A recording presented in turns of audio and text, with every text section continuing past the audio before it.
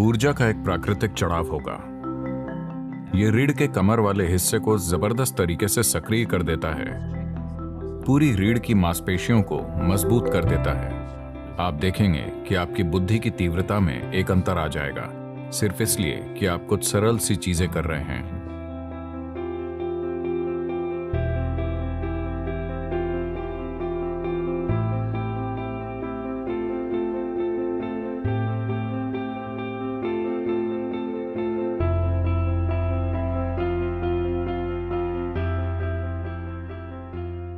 आखिरकार जो कुछ भी आप अपने जीवन में करना चाहते हैं, उसे लेकर आप में कितनी स्पष्टता है, इसी से सब तय होता है।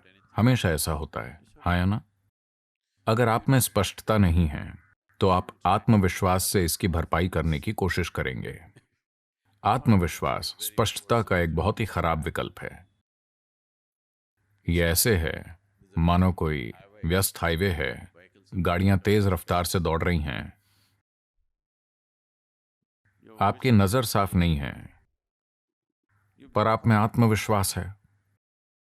आप अपने राशिफल की ओर देख सकते हैं। आप जानते हैं राशिफल? तो आप कह सकते हैं, मेरा राशिफल कहता है मैं 90 साल तक जीऊंगा, मुझे कुछ नहीं होने वाला, और आप शायद रास्ता क्रॉस कर लें। या किसी नारे के इस्तेमाल से आत्मविश्वास पैदा कर सकते हैं। आप जय श्री राम कह सकते हैं, आप अल्लाह अकबर कह सकते हैं, हेल मैरी, जो भी आप चाहें, जो भी आपकी मदद करता हो। जोर से नारा बोलिए और आगे बढ़ जाइए। यह काम कर सकता है। संयोग से या किसी ड्राइवर की करुणा के कारण। लेकिन हर रोज अगर आप इसे आजमाते हैं तो हमें पता है कि आप कहां मिलेंगे। एक दिन शायद आप विश्वास के भरोसे पार चले जाएं। तो आत्मविश्वास स्पष्टता का विकल्प नहीं है। If you want to do anything successfully, you must have clarity, isn't it? अगर आप कुछ भी सफलतापूर्वक करना चाहते हैं तो आप में स्पष्टता होनी चाहिए, है ना? अगर स्पष्टता लानी है तो सबसे महत्वपूर्ण चीज है आपकी रीढ़ को एक निश्चित अवस्था में होना चाहिए, क्योंकि आपका बोध बड़े पैमाने पर वहीं से तय होता है। देखिए, रीढ़ केवल एक भौतिक पदार्थ नहीं है, इसके द्वारा सूचनाएं भेजी जाती हैं। यह एक गहरा संचार नेटवर्क है। अगर आप इसे खो देते हैं या अगर ये असंवेदनशील हो जाती है तो आप नहीं जानते आप क्या खो रहे हैं। आप कुछ ऐसा खो रहे हैं जो अद्भुत है। तो ये सिर्फ शरीर का एक हिस्सा नहीं है, ये हमारे सिस्टम में होने वाले संचार का आधार है ना? मेरुदंड यानी रीढ़ अकेली वस्तु नहीं है, ये कई चीजों का जटिल मेल है। हर रोज इसे तानना जरूरी है। अगर ये खुद में घुस जाए तो रीढ़ की संचार क्षमता आमतौर पर खो जाती है। तो ये योग नमस्कार